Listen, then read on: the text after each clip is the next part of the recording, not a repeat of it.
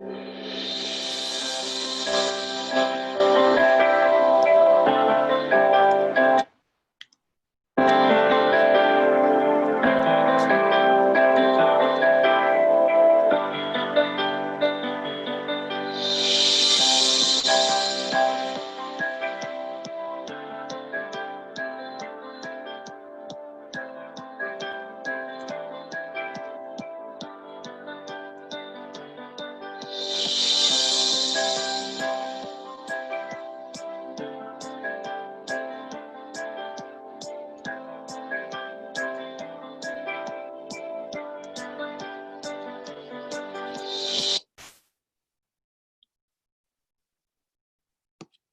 morning, everybody, and welcome to the Friday Morning Score webinar series. That felt a little odd to say because I normally say the Friday afternoon series.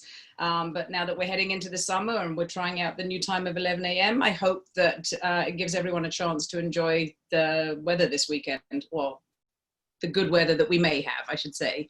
My name's Claire. I am a SCORE mentor, and I'm also help SCORE with the events and facilitating some of the webinars we have. So today I'm going to be helping Joe, who's our presenter, and just help guide him with the Q&A that we have after he's done his presentation and during his presentation. Just for those of you who haven't joined before, and for those of you who have, and just a quick reminder, SCORE is a non-profit entity, and we offer free mentoring and webinar services or seminar services in the less shut down world to local businesses. We represent the Monmouth County chapter, but SCORE is a national organization, and we're, as I said before, we're supported by the SBA. A couple of housekeeping things. The Q&A function is how we're going to manage the questions. Today, we do not use the raise hand function, so please don't use that because we may not see it. And please try not to use the chat function because we rarely monitor that as well. If you want to ask questions, please post them in the Q&A. And I think that's all. I'm going to hand over to Joe Stornelli. He is going to be talking about how we can use tech tools to help manage our business and to help organize our business. And with that, I will pass over to you, Joe. Thank you very much and welcome. Of course. Thank you so much. Thanks for having me. Very exciting to be here on this Friday morning. Let me just pop my slides up for everyone, and we will move right along here.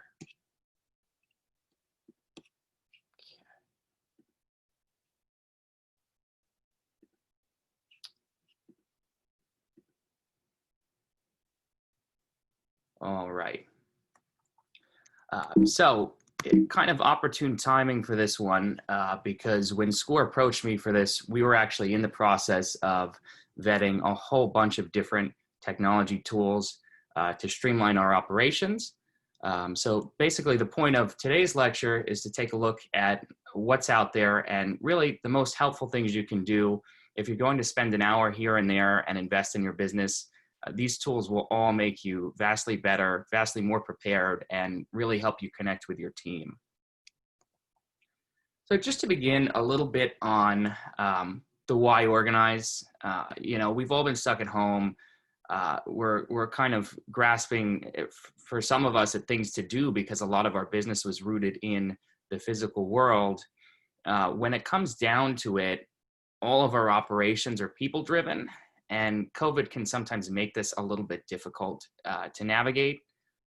So by using these tools to get better access to resources, better team communication, better understanding of your expectations as the business owner, and letting that propagate throughout your chain to your employees, it's going to make you a stronger organization. And then when things come back, you're going to be even that much stronger because you're now back in your office, you're in your element, and you're able to take what you've learned and what you've implemented through these apps and let it continue and grow. Hopefully, the role of technology at this point in your business is to put your information somewhere that's central, make a repository, make it so that it's no longer touch and go communication here and there, make it so that there's consistency. And then when there are changes down the line, to be able to communicate those, have them in one place, and just have a definitive master source for a lot of your documents or really whatever it is that you're doing. So that's the point of these tools today. A lot of them are team oriented. They allow multiple logins. They really put everyone on the same page, and it helps your business function better. As far as the timing, why now? Fairly obvious. We're housebound. We're looking for things to do. Whatever industry you're in, you've been affected by this. And if you're not housebound, even if you're essential, you're probably a little bit slow at this point. And besides that, looking at the bottom line and looking at some, revenue items that you might not have looked at previously, being sensitive of costs. And these tools will either reduce your cost or will help you bring in new revenue. So either way, it's good for your bottom line. Now is a great time as well, because there's time for, little mishaps. There's time for the training wheels. You're not launching this during your busy season. And also vendors are aware that now is a good time to do this. So a lot of them have some offers that make this a little cheaper for you, a little easier for you. Some are offering implementation. So it's the right time. It's the perfect storm. And hopefully you'll come with us through these 4 different products and learn a little bit about how you can make your business better.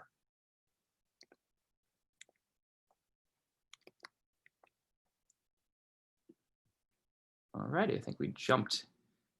Okay, so the tools that we're going to use today, there are hundreds of subscription-based tools.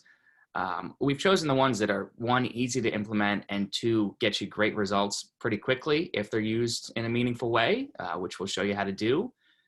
So we've chosen Calendly for meeting scheduling, and that works no matter whether it's, let's just say you're a company that does consultations, or you're actually booking things like haircuts or salon time. Calendly is great. Google Voice for just sort of a professional masquerade for calling, to be able to use one number, call in, call out, hide your personal cell, your employees' cells. You've got Freshbooks for billing. They do invoicing, they do time tracking. It's super easy for your clients. It's all on one platform, and your employees can use it as well. And then Splashtop, quite simply, for remote access to any computers that you may have that you need help with, or that you need to be able to access while you're at home.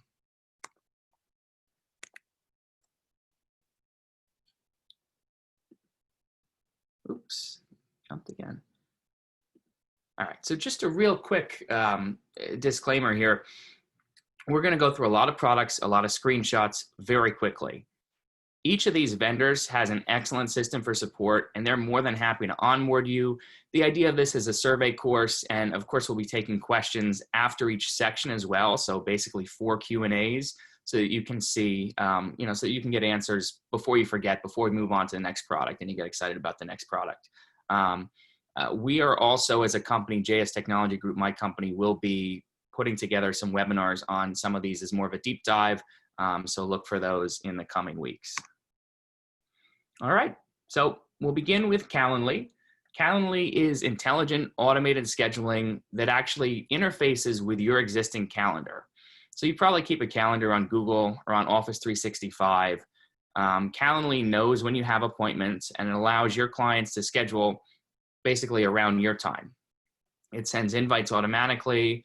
If your clients need to cancel, it does cancellations automatically. It saves you the time, the note-keeping time, and that really, that could amount to hours a day for, an appointment-based business like a salon or something like that.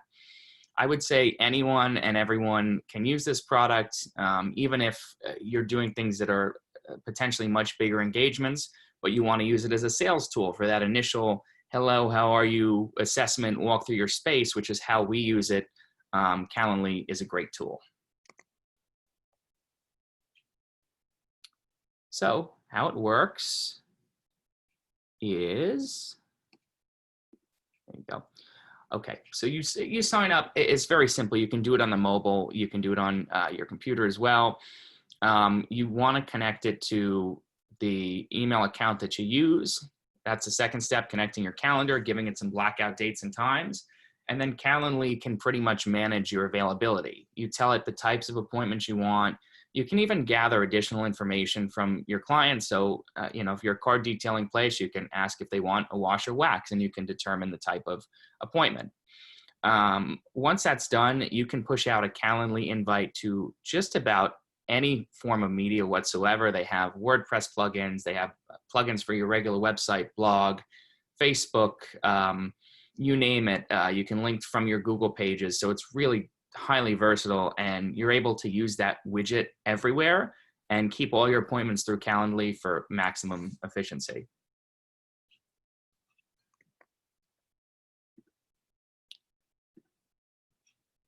So as far as the actual ongoing use, Calendly has a lot of neat analytics features. You can see some live screens we have going here. You can have different types of meetings. You can get analytics on which meetings are more popular and when meetings tend to occur, people's preferences. You can use it to update your products and services. You can really learn a lot about your business and the way people interact with your business using this tool. So very useful and kind of fundamental, especially if you're appointment driven. So now I'll take questions if anyone has any quick Calendly questions before we move on. I should unmute myself. So we have a question from Frank, which is, can Calendly sync multiple calendars? In terms of the actual connection to your calendar, I believe it's limited to one, because otherwise it would have to regress availability. But you actually can merge multiple calendars and have your availability reflected on a new calendar. It's sort of an advanced situation. I think that might be the workaround to take your multiple calendars, or most people keep their free busy status in a single calendar. And that might be the way to go with that. It's actually a really interesting question. I mean, I know that I have 4 or 5 different calendars for 4 or 5 different email addresses and businesses that I'm involved in.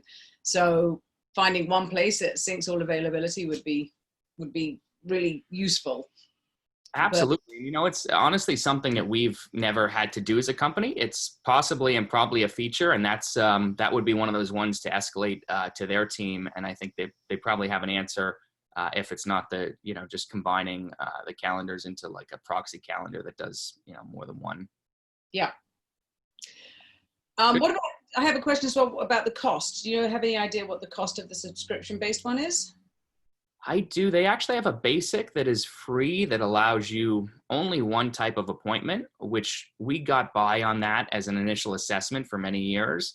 I believe the sort of premium, they're nominal.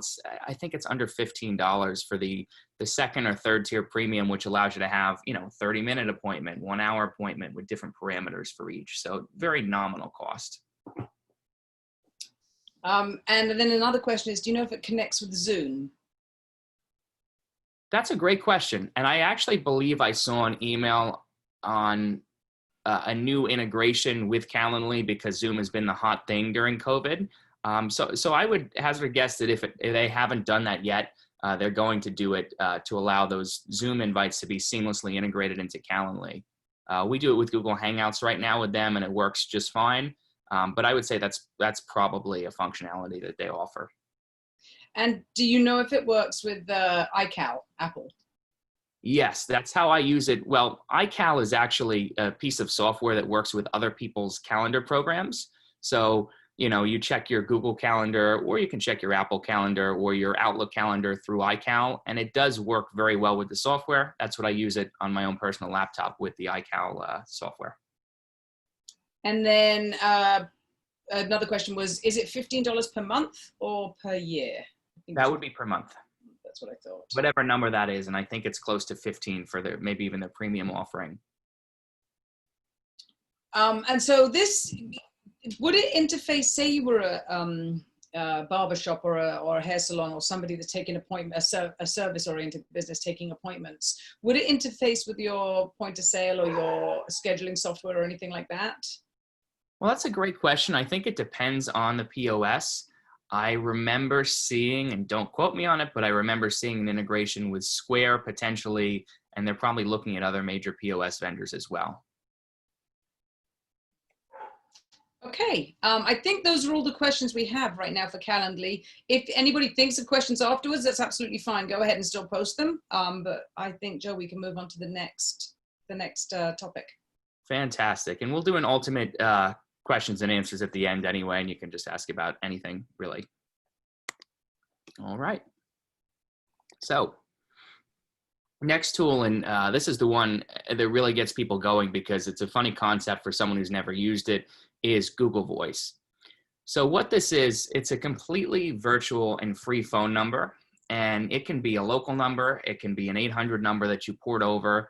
You can even, you can port any number from any carrier virtually into this system, and then you can route the calls however you deem it best. So if you actually want to be forwarding to a group of employees' cell phones, you can do that. You can have it ring yourself first, and then your employees, if you don't pick up after X number of rings, you can have it ring everyone at once, or you can have it go straight to a shared voicemail mailbox that Google maintains. This is great for multi-employee businesses because it helps keep everyone on the same page. Even a single employee business, you don't want your personal numbers out there. Just say you have an issue with a customer or whatever, you really don't want people harassing you. So it's a good idea to put, a business number that's consistent that you can use. Remove your personal cell phone from the mix. Now, the neat thing about this voicemail is it's voice to text. So you actually can, share an inbox with people, and you can have your entire team get voicemail emails from Google Voice and be able to tag things and really understand and make sure that everyone is, being attended to in a group setting.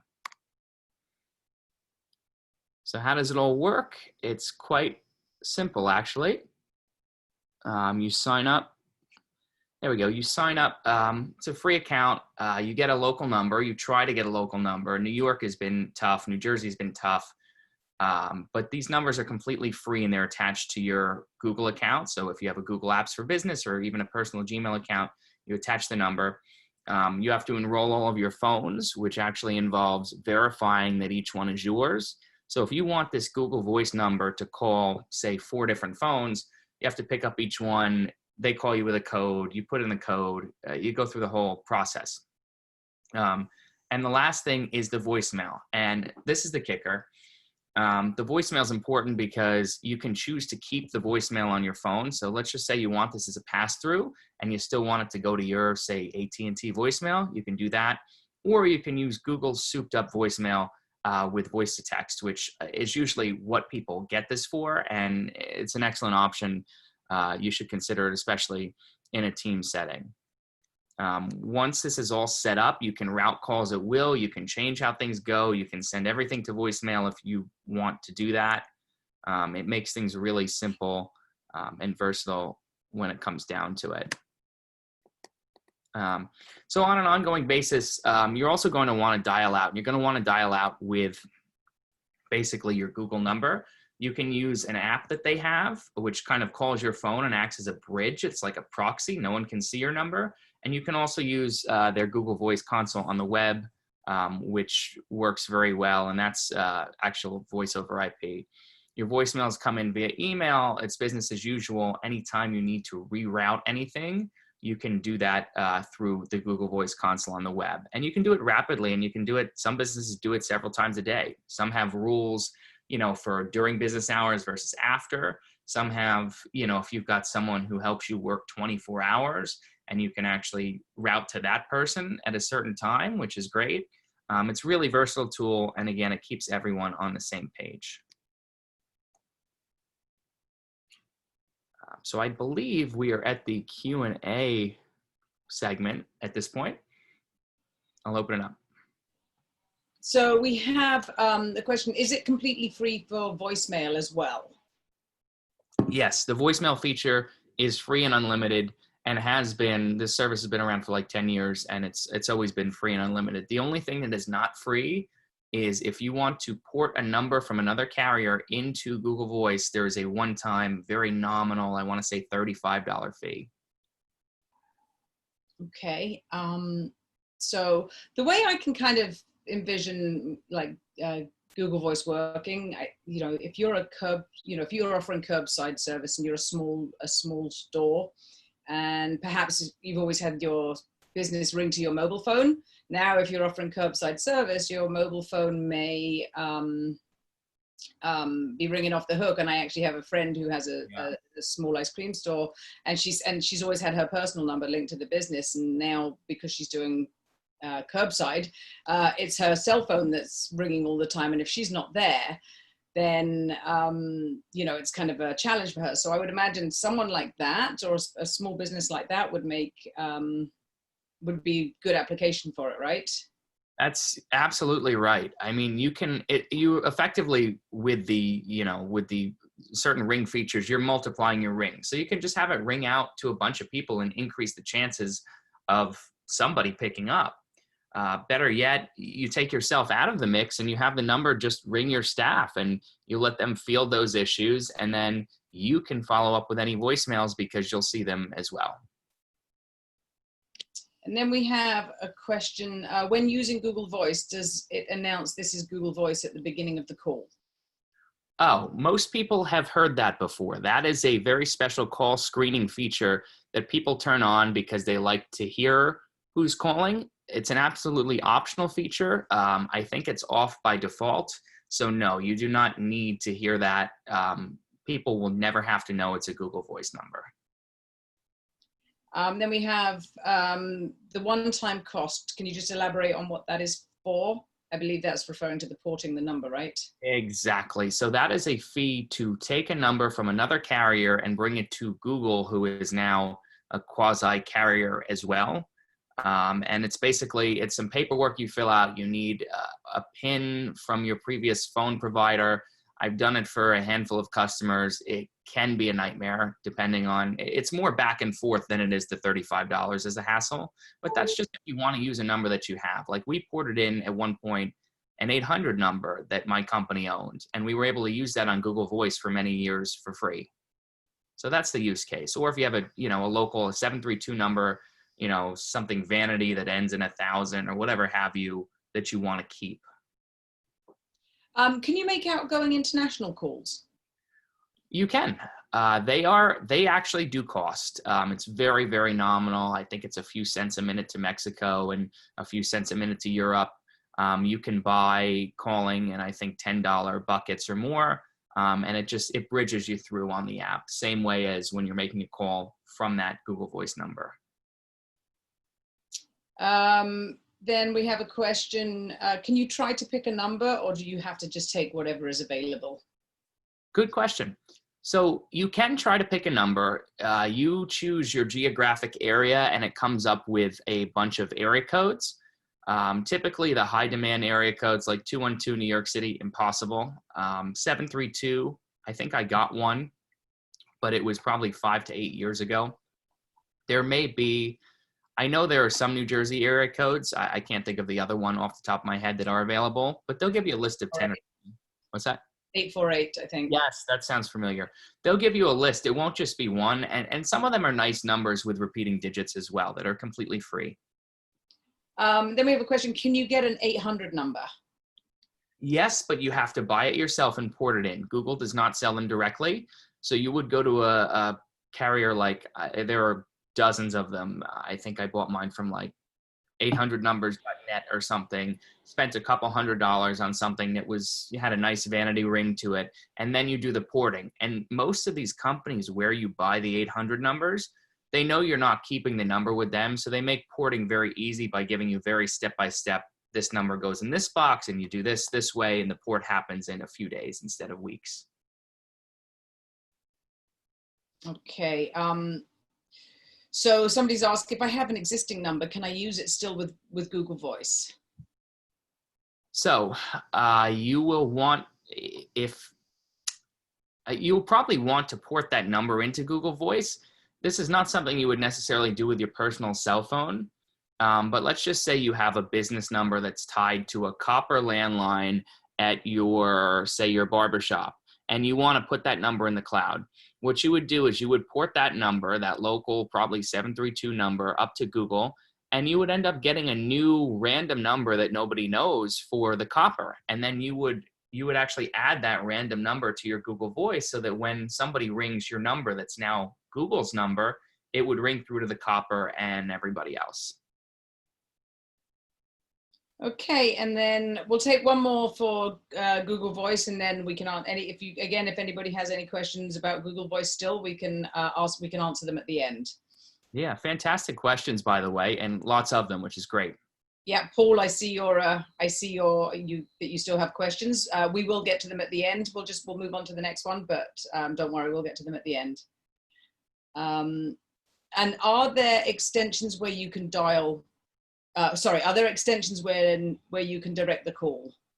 So that becomes a full-blown phone system. That is beyond the scope of Google Voice. Google Voice is basically one number that can forward to many numbers in a few different ways. There's no bouncing back and forth. It's not a replacement for a full business phone system. Okay, great. All right, I think we can move on to the next one. Fantastic. All right. Oh, my slides are working again. Cool. So Freshbooks, this is my favorite personally because it's very much above the line. This tool is actually going to help you with your revenue to make it regular, make it predictable, count every hour, and not really lose any revenue to sloppy accounting. We've been using this for 5 or 6 years since inception, and it's grown with us, and it's a great tool. So what it is it encompasses cloud-based proposals, invoicing, including in a team setting where you're tracking hours at multiple different rates on multiple different projects for multiple different clients, and online payment processing, which is the most wonderful thing to be able to send an invoice and have it paid and have it reconciled and do no additional work. This is not the QuickBooks of the 90s where you actually have to enter your payments and you miss a payment, then you call a client and they say, oh, check your bank statement. This is very streamlined and very high tech. I can see it being used in any product and service oriented business. Anyone can use it. Anyone, business revenues, anyone can use a product like this. And it's useful for pretty much everyone except, and this is a big except anyone who's got very sort of rigid inventory costing protocols. I've had some implementations in food types of goods where you need to be counting different things by different units and keeping inventory. This software is not super great for keeping inventory. So if you're a services business, absolutely, by all means go. If you're, an inventory-driven business, you might want to be a little careful if you keep a lot of inventory on your books, because there are some advanced accounting things that FreshBooks just cannot do. And also, this is not a POS system. It does integrate with POS, but it's not a POS system. So the setup. So essentially, it's like every other service. You sign up for a cloud account. It's $15 a month for up to 5 clients, and then it grows. I think it's $25 a month for up to 50. So it's scalable. It's around the same price as QuickBooks. They're doing some minor deals right now in concessions, so it's not a bad time to do it now. And you will spend most of your time building your client list, your employee records, and your templates, just getting everything set up, because ultimately you're creating a sort of, each invoice is just dropping in pre-built pieces, and it makes it very easy, even on mobile, which is phenomenal, to invoice a client with products and services that you've already set up in a template-based situation. So essentially, once you get it set up, it's just firing away. The biggest thing, I think, with this software is the ability to set up recurring payments. And that's, really doesn't matter whether it's a retainer or whether it's just for a service that just happens. You can put your client's credit card in here and have it charged every month in a very transparent way. So we set up many of our client retainer invoices, and FreshBooks just deposits one sum every first of the month. And it's wonderful to have it. You do pay a merchant fee. It's probably on the higher side, somewhere along the lines of 3%. But you can lower that fee with different packages that they offer. And ultimately, it's money that's in your bank account on a regular schedule, which is fantastic. You can track your employee time and use and throw it right into an HR system or into a payroll system, which is, saves the time of timesheets and verification, because if you're using this anyway, you've got backup on everything. And even on the client side, if you're billing expenses through, you've got the client side that you're billing, and then you've got your in-house side that goes to your payroll. So it really does make things, quite efficient. And then finally, they have this thing called Bench, which is kind of accountant on demand. You basically, you pay a fee for it. It's a few $100s a month, but it's like a part-time bookkeeper that works for you. And they classify all your expenses. They make sure it's all compliant. Have not tried it, do want to. And it's definitely something that adds value if you don't want to have a full-time bookkeeper on your staff. Finally, plenty of good reports out of this. Any basic reports that you get out of QuickBooks, you can get out of FreshBooks, and they make them a little friendlier. The design is nice. It's just been a pleasure to work with overall. So we're happy with it, and keeps the whole team on the same page with regard to clients and billing, which is a big part of a lot of businesses. So we got the Q&A. Okay, so we had I just sent, so everybody knows, I see a couple of questions about Calendly, etc. We'll get to those at the end. So a question is FreshBooks great for consulting? And great was capitalized. I would say it's fantastic for consulting. That's our company, my company that I run, is still rooted in consulting. There are sometimes billable hours. There are a lot of retainers. They actually recently rolled out a retainer feature that has a client side portal, so your client can look at the retainer, see how much retainer they have left, and make intelligent decisions about going hourly, increasing the retainer, you name it. So it's beautiful for that. It really is the right software. Then there's a question, is it is it for full accounting, or is it just invoicing? So it does some light accounting features. You're going to be able to get your standard balance sheet, your P&L. It can connect to your bank accounts. It's not going to do inventory cost analysis. Like I said, it's not that advanced. Many businesses, especially service-oriented businesses like my own, we sell a limited number of products, and we can completely get by on the reporting that FreshBooks allows. Some companies will have their accountants set up on another accounting system in parallel, because you can grant your accountant access to this data. Then there's a question, why go to FreshBooks if I have QuickBooks? Well, The answer might be that you shouldn't. It really depends. You have to analyze how that's working for you. FreshBooks is a good sort of gateway accounting software for people who've never used it before. I would guess feature function wise, everything you have in QuickBooks you can do in FreshBooks and then some. But for some businesses that were a little bit resistant to this, FreshBooks might be the answer because it's very simple and it gets things done. Then we have, can you have a timekeeper while you're working on a project for a client?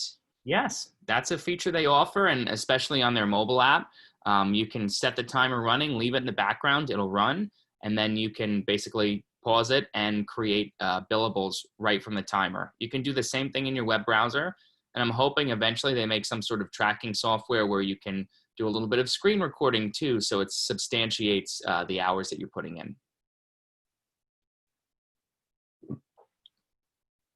All right, so moving on to the next subject. Fantastic. All right, so our last stop here is Splashtop. Splashtop is remote access for anyone, anywhere. It's super simple, doesn't require a lot of setup. It's extremely affordable. The bread and butter of our business is remote support, and we essentially use Splashtop both as a recommendation for casual things and for our own remote support. So we have a lot of faith in this platform. It basically allows you to, to see and pilot a remote computer from anywhere, which is great, especially when you can't be in the office. You can, you make one run one day for essentials and you get this set up, and it's reliable access. It's not going to need to be touched. The computer will be accessible until you can get back to it next. So it's essentially, it's very simple. They've actually increased their pricing, believe it or not, due to COVID, but these are still relatively nominal fees. For $5 a month, you can access 2 computers in this way. You install the software. It's simple. You will need to be in front of the computer or have someone who is, and it's so easy. A child could do it. So just send anyone if you are not near your business. And then it comes online. It's a very simple piece of software. You select the computer, you enter your password that you set up previously for remote access, and you're in. You can transfer files. You can do screen grabs. You can basically have full remote access to the computer. You can do remote print as well, which don't necessarily see the value in that right now, but it's something you can do. So the real kicker with Splashtop is one, employees are not using, hopefully, their personal computers to work on corporate projects. You can have everybody remoting in so that the data is still under your protection.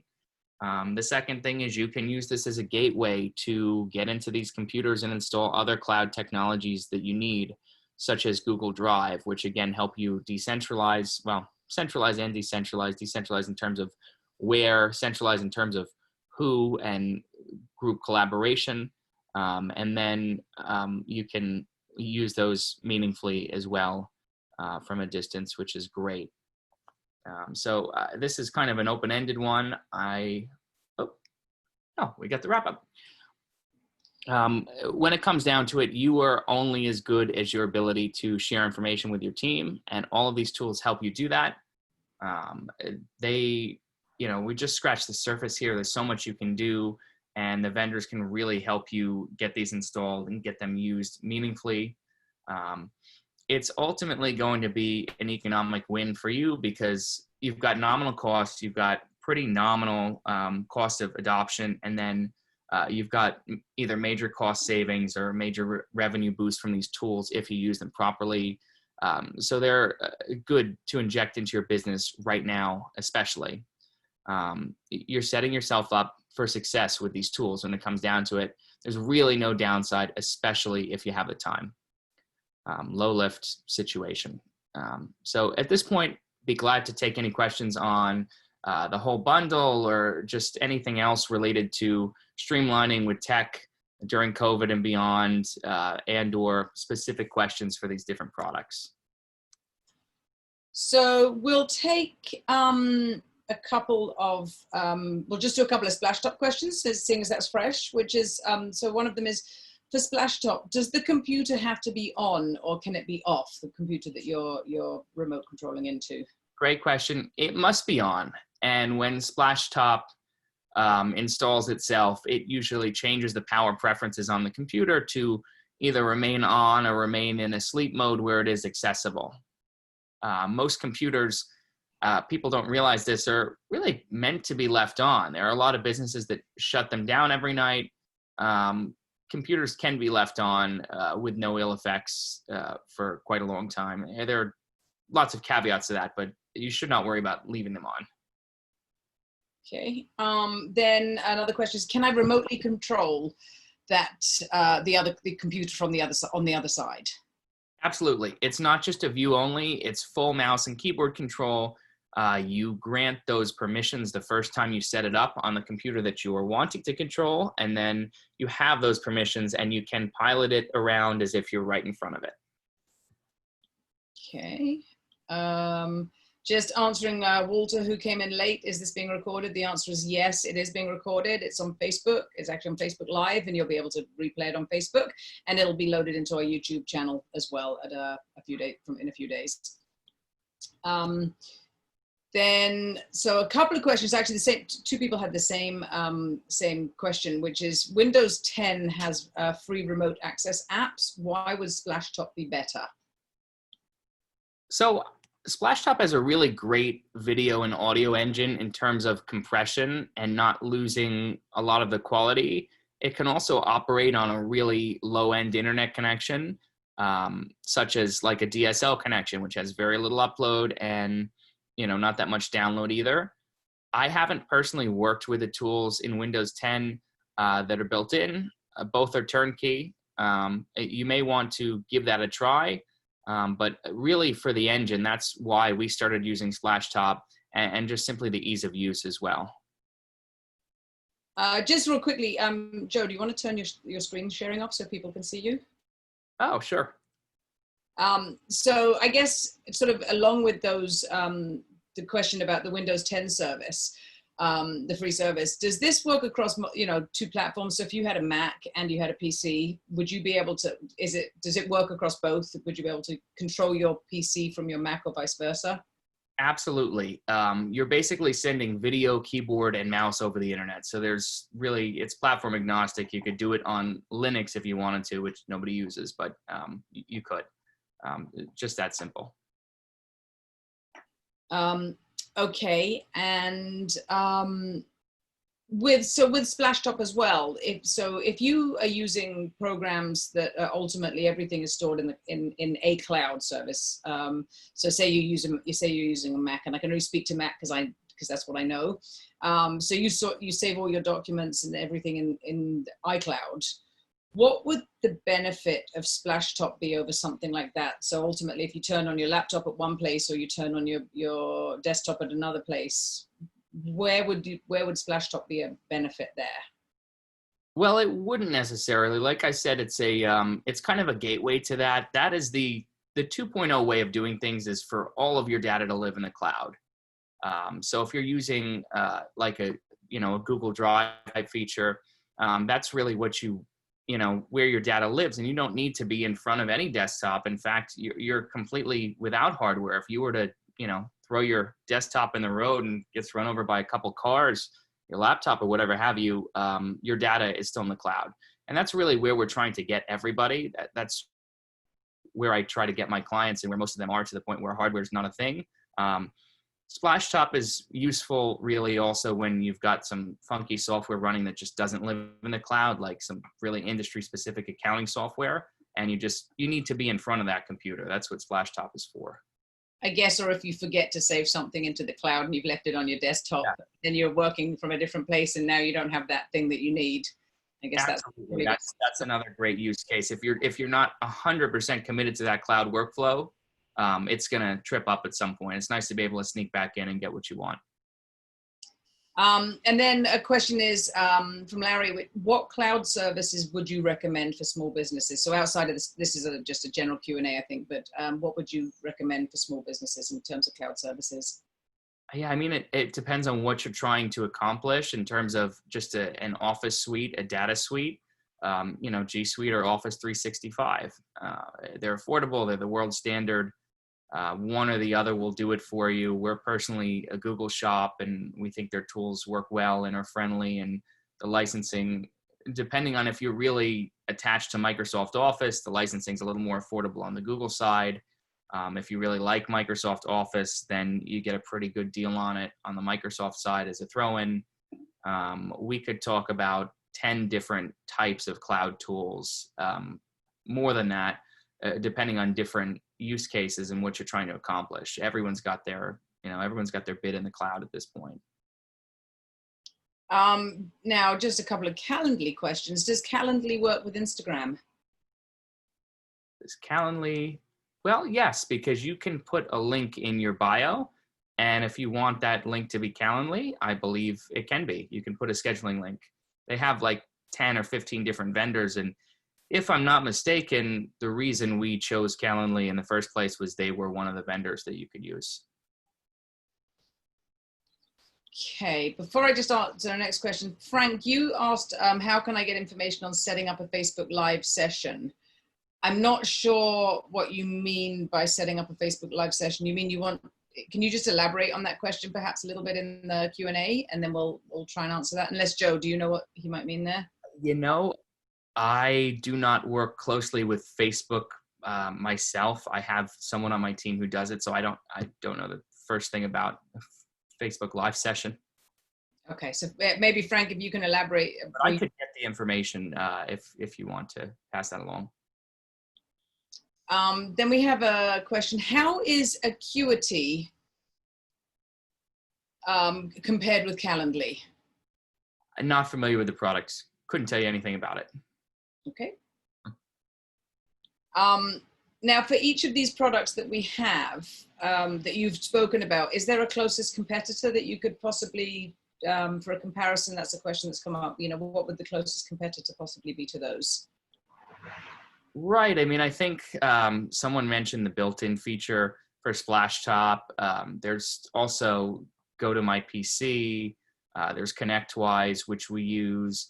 Some of them get pretty pricey. That's another reason that we recommend Splashtop, is just because it's, you know, it's affordable and it's easy to deploy.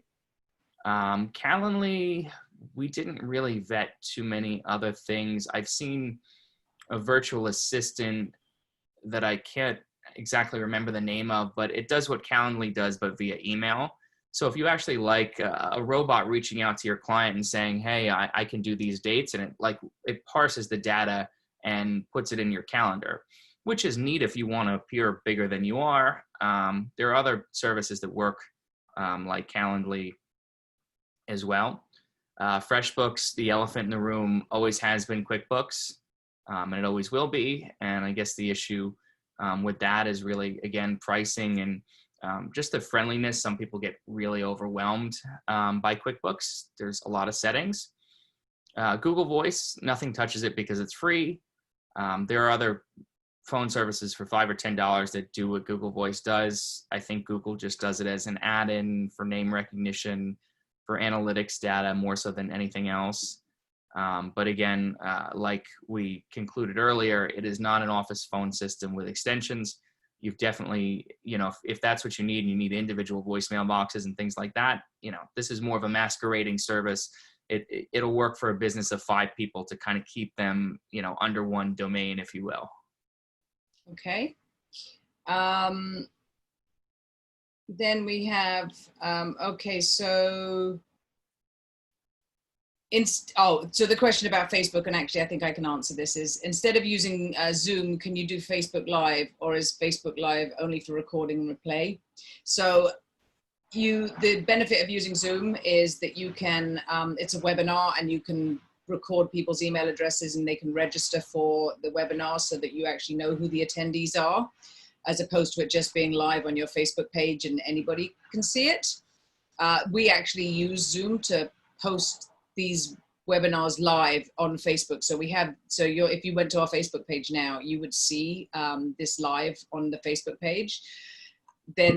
But we don't monitor the interaction on the Facebook page from it. So I think Facebook Live can do similar, but Zoom is a true webinar function, whereas Facebook Live is just recording and playing what is out there at the time. That's my understanding of it. I think, Joe, I don't know if you have anything to add to that, if you're familiar with it at all. Not to a level where I would be able to speak on it.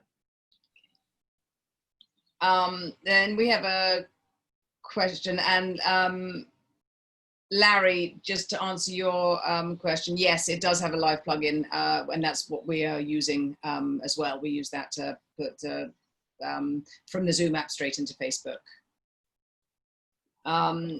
We have, do you have a list of all your recommended apps and services, Joe? Is there anywhere that you, you know, that's a great, it's kind of part of our tech stack at this point. And it was something that we were going to put on our website, every single vendor that we use. And there's been so much with content creation, we haven't had the time. But that is probably, if people are asking for it, that is something that we would release as part of like the supplement to all of this. I'm going to make myself a note to do that, actually. But, you know, informally, we could kind of go through every vertical and name a tool or two probably at this point from doing consulting work over all these years. It's crazy. I've always said, if you think there's a better way that you can be doing something for your business, no matter what your business is and how it runs, and this is me because I'm an operator at heart. That's my background is pure operations. If you think there's a better way you can run your business, then chances are there is an app, or there is a service, or there is a function out there that can do it, and it just requires a little bit of digging and a little bit of looking around. You have to be a bit tenacious, but if you follow your gut, typically if you think there's a better way to do something and there should be a service out there to do it, more often than not there is. So always bear that in mind when you're thinking about how you can improve efficiencies in your business. Right, that's absolutely true. Corollary to that, though, a lot of people will choose a technology and be so excited and say, all right, we're going to lean on this and this is going to change our business. And I think more businesses need to step back and ask themselves, where are they actually deficient and what problems are they trying to solve? because a lot of the time we throw technology without first defining a problem. And that's when you get lost in the weeds and you have this new tech. It's actually more expensive or more difficult to operate. And at the end of the day, you could have solved the same problem with easier tech, cheaper tech, or just simple process improvement that doesn't even rely on tech. So I do caution people as a tech professional to be a little leery of the shiny toys sometimes and really ask yourself what you're trying to fix. Yeah, sometimes I think you can spend more time actually trying to implement something and make it work than you could actually doing it. You know what I mean? You can get so, as you said, shiny toy, you can get so caught up in the tech and, oh my gosh, this is a brilliant new tech thing. And then you spend hours and hours and hours implementing it. And it may not be the best benefit, right? Well, you have to know where you're going to do the whole decision. And it really comes down to scalability. Sometimes those crazy investments are worth it if, you're going to scale tenfold and, you're going to lose money and time the first or second year implementing XYZ, but it's going to make up in the third, fourth, and fifth. It really depends on your roadmap. And that's something you should always consult too when you're looking at these different technologies is where are you going this year, next year, in 5 years? And does it make sense? When does it make sense to implement and to what degree and how much time spent to streamline some of these processes? Then there's a question, how secure is Freshbooks since it's linked to my bank account? And that is from Linda Wagner, who also says, P.S. Hi, Joe. It's your neighbor. How about that? So actually, it's as secure as, well, your trust in Freshbooks, and it's as secure as banking when it comes down to it. Every website these days uses 256-bit SSL encryption. It's really about your trust of how they're running their company. They also use that encryption when they talk to your bank, and presumably when they store your passwords. Do I recommend two-factor authentication on everything? Absolutely, because you've got banking in there. And FreshBooks does support two-factor, so when you log in from an unfamiliar place, it will text you and it will get that passcode. And that's virtually bulletproof. It's very difficult to spoof that. So even if you've got a really bad password, your two-factor will keep you safe if someone guesses your password. They're not getting in. There are other services that do the same thing as FreshBooks with account aggregation. And the only promise that everyone is making is SSL 256-bit and good handling of your data.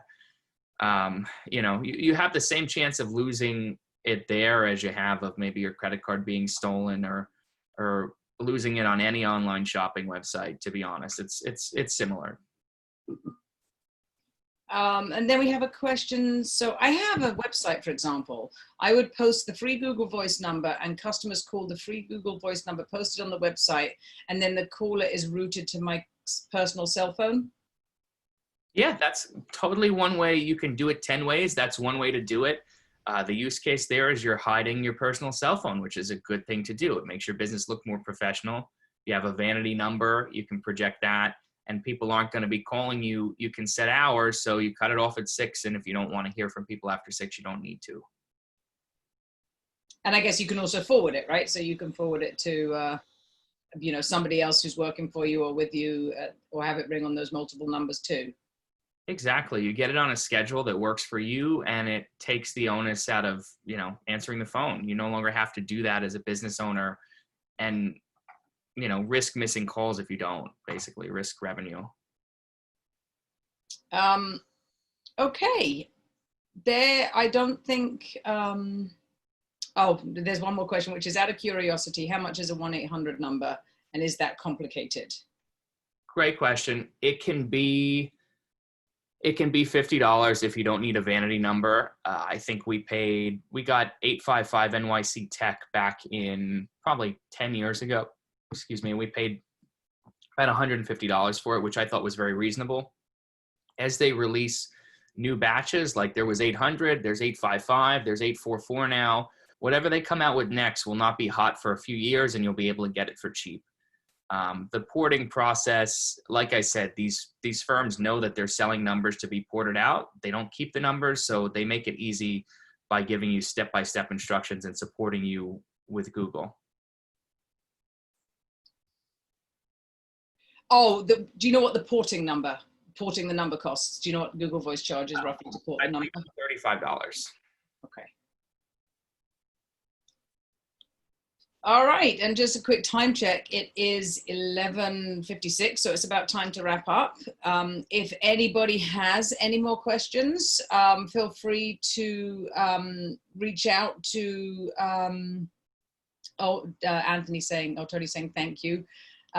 Feel free to reach out to us at SCORE, and we are going to be sharing a copy of this presentation with everybody who registered for the call. So after this call, you'll get an email with a link to our our YouTube channel. You'll get a link to the presentation, and you'll also get a survey. And if you wouldn't mind just filling in the survey and sending it back, it really helps us. It's only 6 questions, and it really helps us to just know, you know, what we can do better, what we might want to change, any upcoming topics that you might want to see. The video is so on our YouTube channel, and you'll get the link in the email. You'll also get,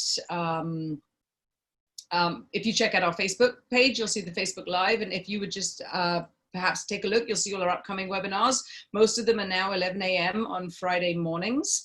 So we have some good topics coming up, and we invite you to include your friends and invite your friends, etc. Reminder that SCORE Business Mentoring is always free, and you can find mentors on our website at monmouth.score.org. And even if you don't find a mentor who may have the experience that you're looking for or the qualifications that you're looking for, we have a big network of people, so we can always include other mentors in that. So again, thank you everybody so much for joining. We really do appreciate it. Joe, thank you very much. It was really informative, and we appreciate your time and your support on this. Claire, thank you so much for having me. Had a great time, and I hope people learned a little bit. Always available for questions and all of that. And really thank you so much to you and SCORE and the SBA. Thanks, Joe. Appreciate it. All right, everybody have a great weekend. Stay safe, and we will see you next week. Thanks, guys.